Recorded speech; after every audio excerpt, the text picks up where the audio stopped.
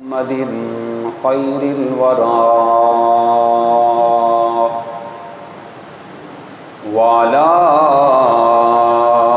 آله وأصحابه المتأدبين بالتقوى.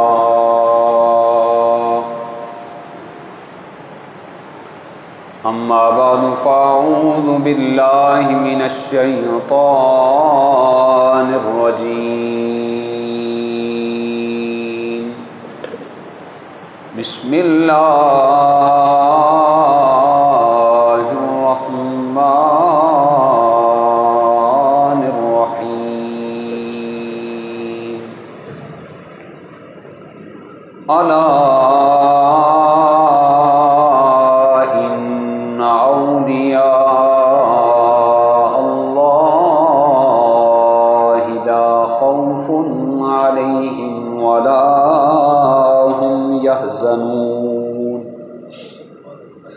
صدق الله العظيم وصدق رسوله النبي الكريم الأمين ونحن على ذلك لمن الشاهدين والشاكرين والحمد لله رب العالمين. قال رب اشرح لي صدري ويسر لي أمري واحلل عقدة من لساني يفقهوا قولي.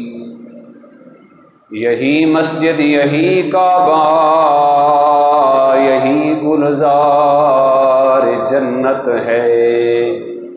چلے آؤ مسلمانوں، یہی تخت محمد ہے. نہ دنیا سے، نہ دولت سے، نہ گھر آباد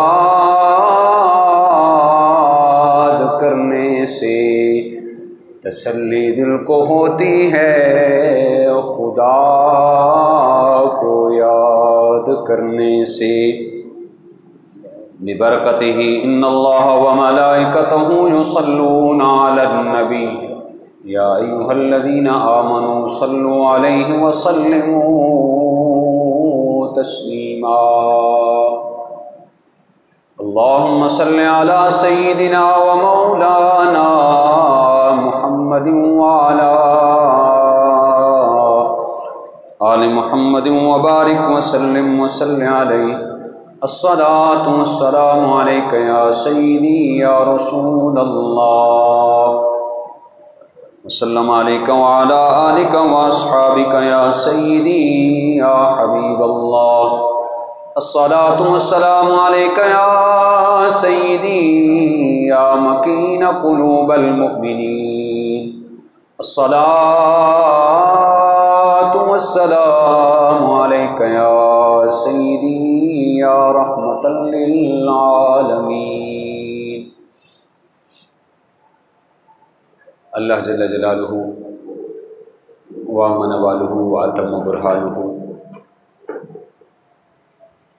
وعظم شانہ کی حمد و ثنا امام الانبیاء فخر الانبیاء حضور زینت کائنات بزم کائنات والی کائنات محسن انسانیت اسوہ عالمیت احمد مجتبیٰ جناب محمد مصطفیٰ علیہ تحیت و ثنا. آپ کے حضور ناز میں عقیدتوں اور محبتوں کے خراج پیش کرنے کے بعد نہایت ہی واجب الاحترام معزز و مکرم سامعین و حاضرین، السلام علیکم ورحمۃ اللہ وبرکاتہ. میری اور آپ کی بخت فروزی اور خوش نصیبی ہے کہ میں اور آپ سید الایام میں رحمت کی بوندا باندی میں رحمتوں کے حصار میں رحمتیں لوٹنے کے لیے اللہ کے گھر میں جمع ہیں. اللہ پاک میری اور آپ کی حاضری کو اس بارگاہ میں قبول فرما کر ہم سب کے لیے خوشۂ آخرت بنائے. آپ احباب جانتے ہیں کہ میری عادت ہے کہ موقع کی نزاکت کے مطابق ایک جمعہ آپ کے ذوق کی تشنگی کا ہوتا ہے اور ایک جمعہ اصلاحی پہلو پہ ہوتا ہے۔ پچھلے جمعۃ المبارک پر ہم نے ایک عظیم ہم جہد پہلو جو کہ اصلاحی پہلو تھا، ہر مشکل کے بعد آسانی آتی ہے، اس پہ ہم نے گفتگو کی تھی۔ کیونکہ سفر المظفر کا مہینہ بھی شروع ہو چکا ہے، اس ماہ مکرم کے اندر آپ جانتے ہیں کہ جہاں پہ مشکلات زیادہ آتی ہیں وہاں پہ اللہ تعالیٰ کی رحمتیں بھی زیادہ آتی ہیں۔ اس مہینے کو یہ اعزاز حاصل ہے کہ بے شمار اولیاء کرام و شیخ اعظام کا عرس مقدس اس مہینے کے اندر ہوتا ہے۔ اس کو سادہ سے الفاظ میں عرسوں والا مہینہ بھی کہتے ہیں۔ میری مراد سب سے بڑھ کر تو میں شہر لاہور کا واسی ہوں، داتا کے ضلع عاطفت میں ہم رہتے ہیں۔ 17، 18، 19 اور 20 کو پاکستان کے دل میں شہر لاہور میں حضور سیدی فیض عالم کا عرس مقدس انعقاد پذیر ہوتا ہے۔ 25 صفر کو حضور سیدی اعلیٰ حضرت امام شاہ احمد رضا خان فاضل بریلی رحمہ اللہ کا عرس ہوتا ہے۔ 28 کو حضور شیخ مجدد الفسانی رحمہ اللہ کا عرس ہوتا ہے، اور 29 کو فاتح قادیانیت سیدنا و ماوانا و ملجانا حضور خواجہ پیر مہر علی شاہ صاحب گورڑا شریف والی شخصیت آپ کا عرس مقدس ہوتا ہے۔ تو میں نے آج کے اس موقع کا فائدہ اٹھاتے ہوئے آج جس گفتگو کا میں نے انتخاب کیا ہے وہ شان اولیاء کرام مشیخ اعظام ہے۔ چند معروضات اس حوالے سے میں آپ کی گوش گزار کروں گا۔ اللہ پاک ہم سب کو انہی نسبتوں کے ساتھ زندہ رکھے اور انہی نسبتوں کے ساتھ ہمارا وقت آخر فرمائے، کیونکہ ہم صاحب نسبت ہیں اور نسبتوں سے ہی ہمیشہ عظمتوں کا تعین ہوتا ہے۔ کون کتنی عظمت والا ہے اس کا پتہ نسبت سے چلتا ہے۔ ارشاد باری تعالیٰ ہے جی، الا ان اولیاء اللہ لا خوف علیہم ولا هم یحزنون، خبردار بے شک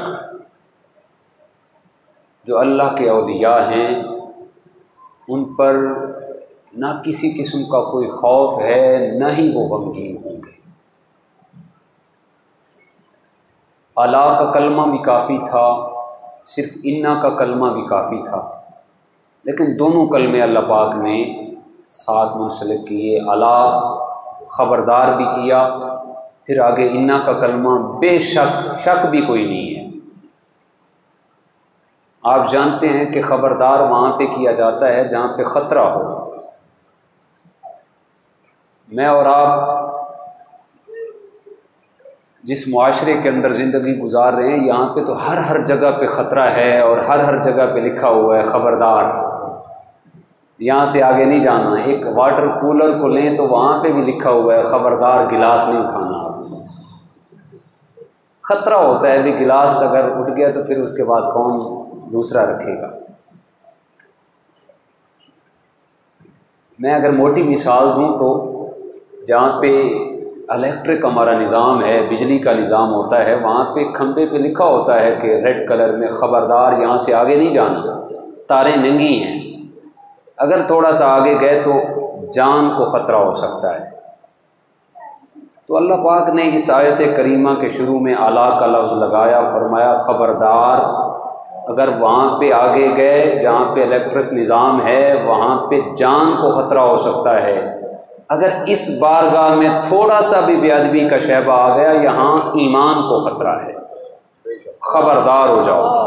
فرمایا خبردار، الا خبردار، الا سے بھی کام چل سکتا، لیکن اللہ پاک نے پھر آگے مزید اس کو مؤکد کرتے ہوئے فرمایا انا، بے شک اولیاء اللہ، جو اللہ کے ولی ہیں، جو اللہ کے دوست ہیں، لا خوف، انہیں دنیا کے اندر کسی قسم کا کوئی خوف نہیں ہے۔ خوف کا تعلق دنیا سے ہوتا ہے اور غم کا تعلق آخرت سے۔ لا خوف، انہیں دنیا میں کسی قسم کا کوئی خوف نہیں ہے، ولا ہم یحزنون، اور جب آخرت کا دن ہوگا، سورج سوا نیزے پہ ہوگا، نفسا نفسی کا عالم ہوگا، وہ اس دن بھی غمگین نہیں ہوں گے، بلکہ اس دن بھی وہ غم زدہ لوگوں کے غم گسار ہوں گے۔ ولا ہم یحزنون، وہ آخرت میں غمگین نہیں ہوں گے۔ حضرت عبداللہ بن عباس سے یہ حدیث پاک مروی ہے، امام نسائی نے اس حدیث پاک کو لیا اسی آیت کے متحد۔ حضرت عبداللہ بن عباس راوی ہیں، عن ابن عباس رضی اللہ عنہما، سئل رسول اللہ صلی اللہ علیہ وسلم، حضور سرور کائنات صلی اللہ علیہ وسلم سے سوال کیا گیا، آقا کائنات کی بارگاہ میں عرض کی گئی، قالا ان اولیاء اللہ، یا رسول اللہ صلی اللہ علیہ وسلم یہ اولیاء کون ہیں؟ تو فقال، حضور صلی اللہ علیہ وسلم نے ارشاد فرمایا، اذا رؤوا ذکر اللہ، رواہ النسائی، حضور علیہ السلام نے فرمایا اولیاء اللہ وہ ہیں جن کو دیکھ کر خدا یاد آ جاتا ہے، جن کو دیکھنے سے انسان کی قلبی کیفیات بدل جاتی ہیں، جن کو دیکھنے سے انسان بھٹکا ہوا راستہ، گمراہ راستہ چھوڑ کر نیکی کا راستہ اختیار کر لیتا ہے، وہ اولیاء اللہ ہیں۔ اور پھر اس آیت، اسی حدیث کے بعد ایک اور حدیث پاک لاتے ہیں، وہ بھی حضرت عبداللہ بن عباس سے روایت ہے کہ حضور علیہ السلام سے عرض کی گئی، بندہ نواز وہ کون اشخاص ہوں گے جو قیامت کے دن ہمارے ہم نشیں ہوں گے، ہمارے ساتھ بیٹھے ہوں گے؟ تو حضور سلطان کائنات جان عالم صلی اللہ علیہ وسلم نے ارشاد فرمایا، وہ شخصیات جو قیامت کے دن تمہارے ہم نشیں ہوں گے، حضور علیہ السلام نے فرمایا وہ شخصیات ہیں جنہیں دیکھنے سے خدا یاد آ جاتا ہے، اور جن کی مجلس میں بیٹھنے سے، جن کا کلام سننے سے علم میں اضافہ ہوتا ہے، اور جن کے عمل کو دیکھنے سے انسان کو آخرت کی یاد آ جاتی ہے۔ فرمایا وہ اللہ کے اولیاء ہیں، وہ مشائخ اعظام ہیں، وہ اولیاء کبار ہیں۔ اور پھر حضور علیہ السلام نے ارشاد فرمایا، قیامت کا دن ہوگا، کچھ لوگ ایسے ہوں گے، مسند بازار کے اندر امام بازار نے اس حدیث پاک کو لیا، کچھ لوگ ایسے ہوں گے کہ انہیں کوئی خوف نہیں ہوگا، نہ وہ غم زدہ ہوں گے، بلکہ اس گئے گزرے دور میں جب ماں بیٹے کی نہیں ہوگی، بیٹا ماں کا نہیں ہوگا، انہیں کسی قسم کا کوئی خوف نہیں ہوگا۔ جب وہ میدان محشر میں آئیں گے تو انبیاء بھی انہیں رشک بری نگاہوں سے دیکھ رہے ہوں گے، شہداء بھی انہیں رشک بری نگاہوں سے دیکھ رہے ہوں گے، شہید بھی انہیں رشک بری نگاہوں سے دیکھ رہے ہوں گے، اور اللہ پاک اپنے دستے قدرت، دستے کرامت کے ساتھ اللہ پاک انہیں نور کے ممبر پر براجمان کرے گا۔ اللہ پاک حکم دے گا، فرشتوں ان کے لیے نور کے ممبر بچھا دو، پھر نور کے ممبر پر انہیں دستے کرامت کے ساتھ اللہ پاک انہیں ممبر پر براجمان کرے گا۔ پھر ان کے چہروں کو سورج کی روشنی سے بھی زیادہ چمکا دیا جائے گا، ان کے لباس نورانی ہو جائیں گے۔ صحابہ کرام نے عرض کی، یا رسول اللہ وہ کون سی شخصیات ہوں گی؟ میرے آقا نے فرمایا وہ دنیا کے مختلف قبائل سے ہوں گے، مختلف شہروں سے ہوں گے، مختلف علاقہ جات سے ہوں گے، اور ان کے دل پاک اور صاف ہوں گے۔ صحابہ کرام نے عرض کی، یا رسول اللہ وہ کون سے اشخاص ہوں گے؟ تو تاجدار کائنات نے پھر اسی آیت کی تلاوت فرمائی، الا ان اولیاء اللہ لا خوف علیہم ولا ہم یحزنون۔ قیامت کے اندر جن شخصیات پر انبیاء رشک کر رہے ہوں گے، جن شخصیتوں پر شہداء رشک کر رہے ہوں گے، جنہیں صلحاء رشک کی نگاہوں سے دیکھ رہے ہوں گے، اور جو نور کے منبر پر براجمان ہوں گے، جن کے چہرے سورج کی روشنی سے بھی زیادہ چمک رہے ہوں گے، ان کے لباس بھی نورانی ہوں گے۔ تاجدار کائنات نے پھر اسی آیت کی تلاوت فرمائی۔ امام طبرانی نے معجم الکبیر کے اندر اسی روایت کو لیا۔ حضور علیہ السلام نے فرمایا وہ شخصیات اولیاء اللہ ہوں گی جنہیں قیامت کے اندر اس قدر اعزاز ملے گا، اس قدر عظمتوں سے ہمکنار کیا جائے گا۔ پھر حضور سرور کائنات صلی اللہ علیہ وسلم نے ارشاد فرمایا جانتے ہو ان کی پہچان کیا ہے؟ اس کے بعد پھر حضور علیہ السلام نے فرمایا الذین اذا رؤوا ذکر اللہ، ان کی پہچان یہی ہوگی ان کو دیکھنے سے خدا یاد آ جائے گا، ان کو دیکھنے سے خدا یاد آئے گا۔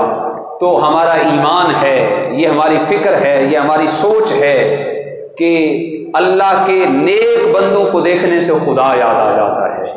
اللہ کے نیک بندوں کی مجلس میں بیٹھنے سے انسان بری صحبتوں کو بھول جاتا ہے، اچھائی کی صحبت کی طرف گامزن ہو جاتا ہے۔ اور پھر حضور علیہ السلام نے یہ بھی ارشاد فرمایا ذکر الانبیاء عبادہ و ذکر الصالحین کفارۃ السیئات۔ آقا کائنات نے ارشاد فرمایا انبیاء کا ذکر کرنا یہ عبادت ہے۔ کیا فرمایا؟ انبیاء کا ذکر کرنا عبادت ہے۔ اور پھر فرمایا صلحاء کا، نیک صالحین بندوں کا ذکر کرنا گناہوں کا کفارہ ہے۔ تو جن کو یاد کرنے سے انسان کے گناہوں کا کفارہ ہو جائے، یہ تو صرف میرا اور آپ کا طریقہ نہیں کہ ہم اولیاء اللہ کو یاد کریں۔ بھئی ساری زندگی انہوں نے اللہ کو یاد کیا، ساری زندگی بھٹکی ہوئی انسانیت کا رابطہ اللہ سے قائم کروایا، ساری زندگی لوگوں کو اللہ کے راستے کی طرف گامزن کیا، اللہ نے انعام کے طور پہ انہیں یہ جزا عطا فرمائی۔ آج کوئی لاہور سے سینکڑوں میل دور پیدا ہوتا ہے تو اس کے سینے میں حضور فیض عالم کا عشق مچل رہا ہوتا ہے۔ ایک انسان ہے جو لاکھوں میل دور بغداد سے پیدا ہوتا ہے تو اس کے دل کی یادداشت کے پہلے صفحے پر حضور غوث الاعظم کا نام لکھ دیا جاتا ہے۔ وہ جزا ہے، وہ صلہ ہے، وہ بدلہ ہے جو انہوں نے کام کر دکھایا، اللہ نے یہ بدلہ عطا فرما دیا۔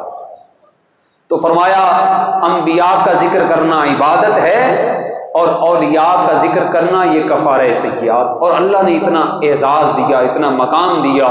امام محب الدین تبری رحمہ اللہ نے اس روایت کو لیا اور صاحب مستدرک نے مستدرک للحاکم کے اندر، اور امام احمد بن حنبل نے اپنی مسند کے اندر اس روایت کو لیا۔ حضور علیہ السلام نے ارشاد فرمایا اس دنیا کے اندر اللہ پاک نے 300 اشخاص کے دل سیدنا آدم علیہ السلام کے دل کے موافق بنائے۔ 300 لوگ ایسے ہیں جن پر اللہ نے نظر رحمت فرمائی، ان کے دلوں کو اس قابل سمجھا، ان کو پھر سیدنا آدم علیہ السلام کے دل کے موافق بنا دیا۔ پھر حضور علیہ السلام نے ارشاد فرمایا 40 لوگ ایسے ہیں جن کے دل کو اللہ پاک نے سیدنا موسیٰ کلیم اللہ علیہ السلام کے دل کے موافق بنایا۔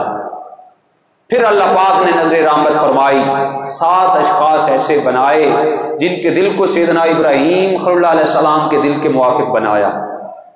5 اشخاص پھر ایسے جن کے دل کو سیدنا جبریل علیہ السلام کے دل کے موافق بنایا۔ 5 کے بعد پھر 3 لوگ ایسے بنائے اللہ پاک نے، ان کے دل کو ایسا کہ سیدنا میکائیل علیہ السلام کے دل کو موافق بنایا۔ پھر 1 شخص کا دل اللہ پاک نے سیدنا اسرافیل علیہ السلام کے دل کے موافق بنایا۔ حضور سلطان کائنات جان عالم صلی اللہ علیہ وسلم نے ارشاد فرمایا جب وہ 1 شخص جس کا دل سیدنا اسرافیل علیہ السلام کے موافق ہے وہ اس دنیا سے رخصت ہوتا ہے تو اللہ پاک ان 3 میں سے 1 کو اس کے متبادل کر دیتا ہے۔ پھر جب ان 3 میں سے کسی 1 کی رخصتی ہوتی ہے پھر اللہ پاک 5 میں سے 1 کو اٹھا کر ان 3 کے متبادل میں شامل فرما دیتا ہے۔ پھر جب 5 میں سے کسی 1 کی رخصتی ہوتی ہے تو پھر اللہ پاک 7 میں سے 1 کو اٹھا کے 5 میں شامل فرما دیتا ہے۔ پھر جب 7 میں سے کسی 1 کی رخصتی اس دنیا سے جاتے ہیں تو 40 میں سے 1 کو اٹھا کے 7 کے متبادل کر دیا جاتا ہے۔ پھر جب 40 میں سے ایک کی رخصتی ہوتی ہے تو حضور علیہ السلام نے ارشاد فرمایا پھر اللہ پاک 300 اشخاص میں سے ایک آدمی کو اٹھا کر 40 میں داخل فرما دیتا ہے۔ جب 300 میں سے کسی ایک کی رخصتی ہوتی ہے تو حضور علیہ السلام نے ارشاد فرمایا اللہ پاک اپنے کل عالم کے اندر نگاہ رحمت فرماتا ہے، جس کو اس قابل سمجھتا ہے اس کو 300 کے اندر شامل فرما دیتا ہے۔ پھر حضور علیہ السلام نے ارشاد فرمایا صحابہ جانتے ہو، میں نے ریفرنس دے دیے، حضور علیہ السلام نے فرمایا صحابہ جانتے ہو یہ جو نظام دنیا چل رہا ہے 300 میں سے 40 کے برابر کرتا ہے، 40 میں سے جاتا ہے تو پھر 7 میں ڈال دیتا ہے، 7 میں سے کوئی جاتا ہے تو 5، 5 کے بعد 3 پھر 1۔ حضور علیہ السلام نے فرمایا صحابہ جانتے ہو اللہ پاک دنیا کے اندر اگر کسی کو زندگی دیتا ہے تو انہی کے صدقے سے عطا کرتا ہے، اگر کسی کو موت دیتا ہے تو انہی کے صدقے سے موت دی جاتی ہے، اگر کسی کو اللہ اس کائنات کے اندر رزق دیتا ہے تو انہی کے صدقے سے رزق دیا جاتا ہے، اگر اللہ پاک کسی کو دنیا کی رنگینیاں دیتا ہے تو انہی کے صدقے سے عطا کی جاتی ہیں۔ تو حضرت عبداللہ بن مسعود فرماتے ہیں یہ کیوں کہا گیا کہ اللہ موت انہی کے صدقے سے، حیات انہی کے صدقے سے دیتا ہے، یہ کیوں کہا گیا؟ تو حضرت عبداللہ بن مسعود فرماتے ہیں اس کی وجہ یہ ہے، اس کی ریزن یہ ہے، جب شیخ کامل کے مرید صادق اپنے شیخ کی بارگاہ میں جاتے ہیں، جا کے دعا کی صورت میں عرض کرتے ہیں حضور دعا فرما دیں اللہ کی بارگاہ میں، عرصہ بیت چکا اللہ نے اولاد نہیں دی، حضور دعا فرما دیں اللہ اولاد عطا فرمائے۔ تو حضرت سیدنا عبداللہ بن مسعود کا فرمان ذیشان ہے وہ شیخ کامل اللہ کا نیک بندہ دعا کرتا ہے اللہ اولاد عطا فرماتا ہے، اور وہ شیخ کامل جب مرید ظالم اور جابر قسم کے حکمرانوں سے تنگ آ کر شیخ کی بارگاہ میں دعا کے لیے جاتے ہیں حضور ہم اس سے تنگ آ گئے دعا کر دیں، تو شیخ کے دعا کے لیے ہاتھ اٹھتے ہیں، اللہ اس ظالم کو اس جابر کو تباہ و برباد کر دیتا ہے۔ اس لیے فرمایا گیا اللہ ان کے صدقے سے زندگی بھی دیتا ہے، ان کے صدقے سے اللہ موت بھی دیتا ہے۔ نعرہ تکبیر، نعرہ رسالت، نعرہ تحقیق، نعرہ حیدری۔ اور حضور علیہ السلام کا فرمان ذیشان ہے، حضور علیہ السلام نے فرمایا حل ترزقون بدعفائکم، جانتے ہو یہ کائنات کے اندر تم پر رزق کیوں دیا جاتا ہے، رزق کی بارش کیوں کی جاتی ہے، تمہاری فصلیں کیوں سرسبز و شاداب رکھی جاتی ہیں؟ تو تاجدار کائنات کے صحابہ نے عرض کی بندہ نواز یہ تو اللہ جانتا ہے یا آپ جانتے ہیں؟ تو حضور علیہ السلام نے ارشاد فرمایا حل ترزقون بدعفائکم، تم پر بارش اللہ کے نیک بندوں کے صدقے سے برستی ہے، تم پر رزق اللہ کے نیک بندوں کی وجہ سے عطا کیا جاتا ہے، اور ان کو عام مت سمجھنا۔ پھر اللہ نے یہ بھی خود حدیث قدسی ہے حضور علیہ السلام نے ارشاد فرمایا کہ من عاد علی ولی فقط آذنتہ للحرب، اس کو عام مت سمجھنا، ان کی گستاخی نہ کر بیٹھنا۔ من عاد علی ولی فقط آذنتہ للحرب، جو میرے نیک بندوں کے ساتھ دشمنی کرتا ہے وہ ان نیک بندوں کے ساتھ دشمنی نہیں کرتا بلکہ وہ خود خالق کائنات کے ساتھ اعلان جنگ کرتا ہے۔ تو جن بندوں کی محبت کو اللہ نے اپنی محبت قرار دیا، وہ حدیث جبریل بڑی مشہور ہے، مسلم کی حدیث پاک، میں نے ہو سکتا ہے کہ پچھلے سال بیان کی تھی، جب اللہ کسی سے محبت کرتا ہے تو پھر اس محبت کو اللہ روک کے نہیں رکھتا، پھر جبریل کو بلاتا ہے، جبریل میں فلاں سے محبت کرتا ہوں، میں داتا علی حجویری سے پیار کرتا ہوں، تم بھی کرو۔ پھر جبریل اس کو سارے فرشتوں میں اعلان کرتے ہیں، سارے فرشتے محبت کرنی شروع کر دیتے ہیں۔ تو اللہ جس کے ساتھ پیار کرتا ہے کائنات والوں کو بھی حکم دیتا ہے تم بھی پیار کرو۔ اور پھر اللہ پاک یہ بھی ارشاد فرماتا ہے میرے محبوبوں کی محبت میری محبت ہے، میرے برگزیدہ بندوں کی دوستی میری دوستی ہے، اور یہ بھی سمجھ لینا میرے محبوب اور برگزیدہ بندوں کی دشمنی صرف ان کی دشمنی نہیں بلکہ من عاد علی ولی فقط آذنتہ للحرب، دشمنی تم ان سے کرو گے یہ مت سمجھنا صرف انہی کے ساتھ رہے گی، بلکہ فرمایا جو میرے بندوں کے ساتھ دشمنی کرتا ہے وہ خالق کے کائنات کے ساتھ اعلان جنگ کرتا ہے۔ تو جو خالق کے کائنات کے ساتھ اعلان جنگ کرے گا، اللہ اکبر، اس کا تو کوئی باقی نہیں رہنا، اللہ کے نیک بندوں کے دامن کے ساتھ وابستہ۔ اللہ پاک نے قرآن مجید کے اندر خود ارشاد فرمایا، یا ایھا الذین آمنوا اتقوا اللہ وکونوا مع الصادقین، اے ایمان والو اللہ سے ڈرو، وکونوا مع الصادقین، اور سچے لوگوں کے ساتھ ہو جاؤ۔ سچے لوگوں کے ساتھ ہونے کا مطلب کیا ہے؟ جب تم سچے لوگوں کے ساتھ ہوگے تو تمہارے اندر بھی سچائی کا مادہ پیدا ہو جائے گا۔ جب تم سچے لوگوں کی مجلس میں بیٹھو گے تو اللہ کی یاد میں وقت گزرنا شروع ہو جائے گا، پھر ایک وقت آئے گا تمہارا اجڑا ہوا چمن پھر سے بہار آشنا ہو جائے گا۔ اللہ اکبر، اللہ کے نیک بندوں کا کام ہی یہی ہے، ساری زندگی لوگوں کا تعلق، لوگوں کا رب اللہ کے نیک بندوں کے ساتھ کرواتے رہتے ہیں۔ ہمارا علاقہ، میرا بیسک علاقہ ضلع لیا ہے۔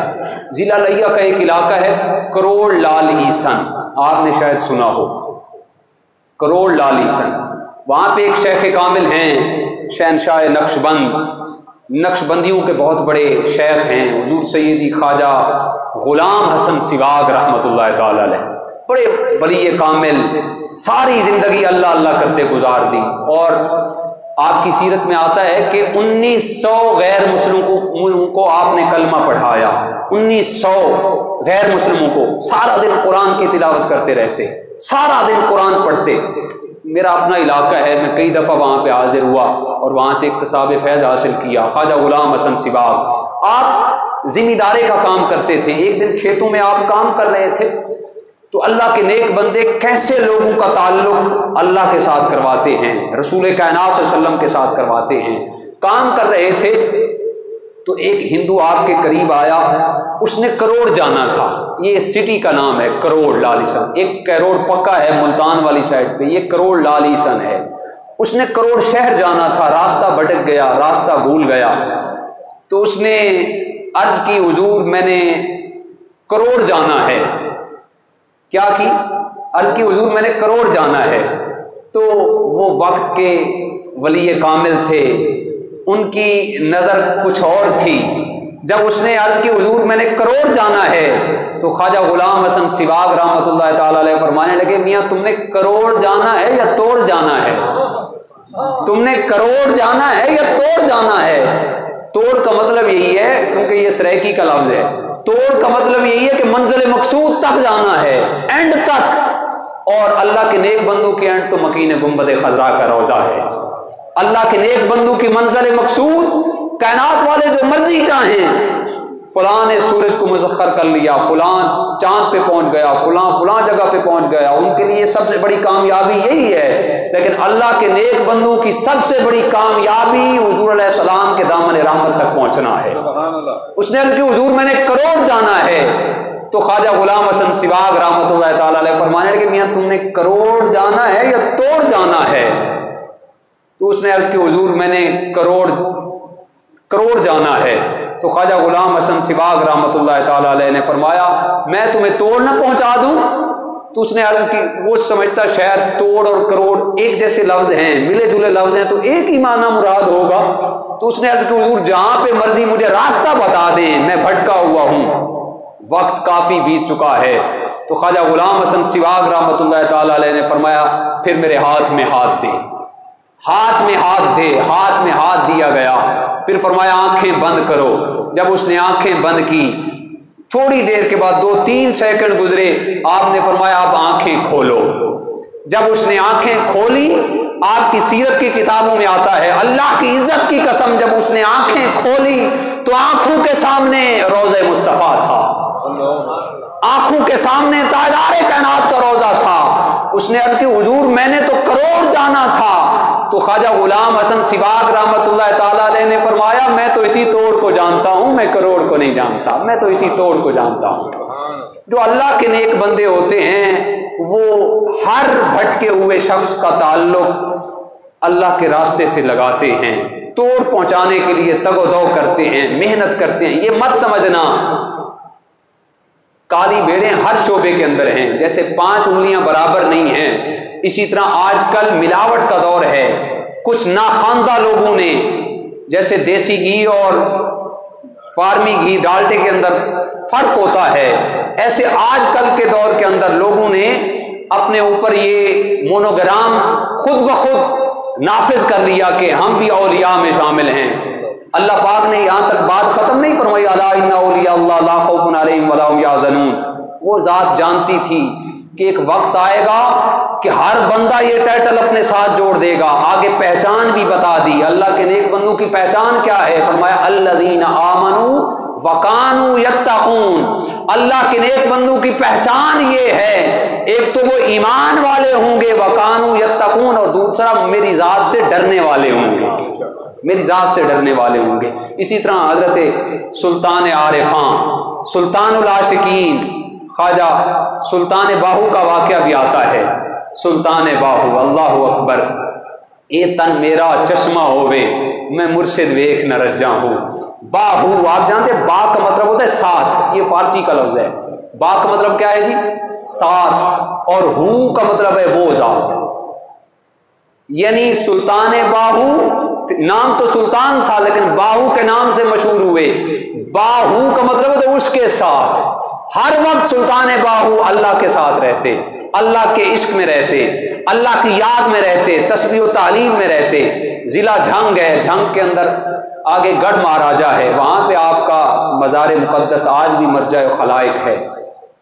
گڑھ مہاراجا سے کوئی 18 یا 19-20 میل دور ایک علاقہ ہے احمد پور سیال۔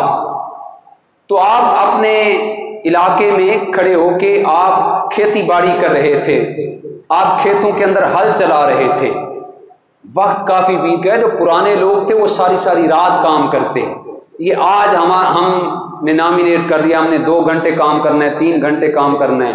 وہ ساری رات ہل چلاتے، دن کو بھی کام کرتے، رات کو بھی کام کرتے، تسبیح و تعلیم بھی کرتے، ذکر و اذکار بھی کرتے، سارا دن کام کرتے اور روزہ بھی رکھتے۔ آپ کھیتوں میں کام کر رہے تھے، رات کا سماں تھا، ایک بارات گزر رہی تھی، وہ ہندوؤں کی بارات تھی۔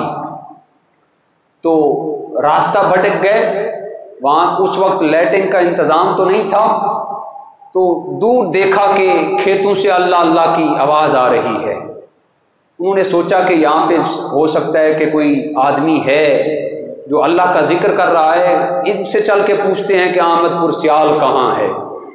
احمد پور کا نام پوچھتے ہیں، پتہ پوچھتے ہیں، چلتے چلتے وہ حضرت سخی سلطان باہو رحمہ اللہ کے پاس آئے۔ انہوں نے آ کے عرض کی، حضور ہم نے احمد پور سیال جانا ہے، راستہ بھٹک گئے ہیں، یہ بارات ہے، کافی دیر ہو چکی ہے، باراتی پریشان ہیں، کوئی 18 ہزاری سے آیا، کوئی جھنگ سے آیا، کوئی گڑھ مہاراجا سے آیا، کوئی کہاں سے آیا ہوا تھا، کوئی کہاں سے، وہ تو دلہن کی تلاش میں نکلے ہوئے تھے، بارات لے کے جا رہے تھے۔ عرض کہ حضور ہم نے احمد پور سیال جانا ہے۔ تو حضرت سخی سلطان باہو رحمۃ اللہ تعالی علیہ، آپ نے فرمایا احمد پور جانا ہے؟ انہوں نے عرض کی حضور ہاں ہم نے احمد پور جانا ہے۔ تو آپ نے فرمایا پھر بارات کو میرے پیچھے لگا دو۔ کیا فرمایا؟ بارات کو میرے پیچھے لگا دو۔ بارات کو پیچھے لگا دیا گیا۔ آپ نے فرمایا سب آدمی اپنی آنکھیں بند کر لو۔ آنکھیں بند کر لی گئیں، سارے لوگ سخی سلطان باہو کے پیچھے لگ گئے۔ 2 قدم چلے، 2 قدم چلنے کے بعد حضرت سلطان باہو رحمہ اللہ نے فرمایا اب آنکھیں کھولو۔ آنکھیں کھولی تو آپ کی سیرت کی کتابوں کے اندر آتا ہے، اللہ کی عزت کی قسم جب انہوں نے سامنے دیکھا تو روضہ مصطفیٰ تھا۔ وہ تو اس کی طرف میں نکلے ہی نہیں تھے۔ روضہ مصطفیٰ کو جب انہوں نے دیکھا صلی اللہ علیہ وسلم، عرض کرنے، وہ تو ہندو تھے، عرض کرنے لگے اے نوجوان ہم نے تو احمد پور سیال جانا تھا، ہم تو دلہن کی طرف میں نکلے ہوئے تھے، دلہن کی تلاش میں نکلے ہوئے تھے، آپ نے ہمیں کہاں پہنچا دیا؟ تو حضرت سخی سلطان باہو رحمہ اللہ فرمانے لگے میں تو صرف ایک ہی احمد پور کو جانتا ہوں جو تمہارے سامنے ہے، میں احمد پور سیال کو نہیں جانتا، بلکہ میں صرف ایک ہی احمد پور کو جانتا ہوں جس کے باسی مکین گنبد خضرا ہے۔ حضور علیہ السلام کا نام بھی احمد ہے نا، تو انہوں نے فرمایا میں تو صرف ایک ہی احمد پور کو جانتا ہوں۔ تو سارے کے سارے باراتی جب سخی سلطان باہو کی انہوں نے اس کرامت کو دیکھا تو سارے کے سارے کلمہ پڑھ کر مسلمان ہو گئے۔ تو اللہ کے جو نیک بندے ہوتے ہیں وہ بھٹکی ہوئی انسانیت کا تعلق اللہ سے قائم کرواتے ہیں۔ تو آج ہم تو خوش بخت ہیں، خوش نصیب ہیں کہ ہم حضور سیدی فیض عالم کے دیس میں وقت گزار رہے ہیں۔ تو علامہ اقبال رحمہ اللہ نے ایسے نہیں فرمایا تھا، فرمایا نگاہ ولی میں وہ تاثیر دیکھی، بدلتی ہزاروں کی تقدیر دیکھی۔ جو نگاہ ولی میں آ جاتا ہے پھر اس کے اندر یہ تاثیریں آتی ہیں۔ حضرت خواجہ باقی باللہ کا واقعہ بھی آپ کے سامنے ہے، اور حضور سلطان کائنات حضرت خواجہ معین بے کساں خواجہ غریب نواز کے واقعات بھی آپ کے سامنے ہیں۔ کس طرح اجڑی ہوئی انسانیت کو اللہ کے راستے میں گامزن کیا، لوگوں کو کلمہ پڑھایا، راسخ العقیدہ کیا، اسلام پہ چلایا۔ آج بھی ان کی قبریں مرجع خلائق ہیں، آج بھی لوگ ان کے نام لیوا ہیں، ان کو یاد کر رہے ہیں۔ صدیاں بیت چکی، ہزار سال گزر گیا حضور سید فیض عالم داتا گنج بخش علی اجمیری کو، لیکن آج بھی جائیں تو ان کی قبر پہ قرآن مجید کی تلاوت ہو رہی ہے۔ آج بھی جائیں تو حضور سید فیض عالم کے دربار پہ پہنچنے سے انسان کا دل کرتا ہے میں واقعتاً اللہ کے قرب میں آ گیا ہوں۔ تو اس کی وجہ، اس کی ریزن یہی ہے۔ حضور علیہ السلام سے پوچھا گیا ان کی پہچان کیا ہے، سئل رسول اللہ، حضور علیہ السلام نے ارشاد فرمایا الذین اذا رؤوا ذکر اللہ، اللہ کے نیک بندوں کی پہچان یہ ہے کہ انہیں دیکھنے سے خدا یاد آ جاتا ہے۔ تو آج یہ تہیہ کر کے جائیں کہ اپنا ربط، اپنا تعلق اللہ کے نیک بندوں کے ساتھ مضبوط کریں۔ ہم اس قابل نہیں ہیں کہ ہم اپنی اجڑی ہوئی کھیتی کو خود سے راب کر سکیں۔ وہ نیک شخصیات اور نیک لوگ ہی ہیں جن کی نظر رحمت سے تزکیہ نفس بھی آپ نے سنا تھا 2 طریقوں سے حاصل ہوتا ہے، ایک اللہ کے ذکر سے حاصل ہوتا ہے، اور ایک کسی بھی صوفی آدمی سے پوچھ لیں تزکیہ نفس 2 چیزوں سے ملتا ہے، ایک اللہ کے ذکر سے ملتا ہے اور دوسرا مرد کامل کی نگاہ سے ملتا ہے۔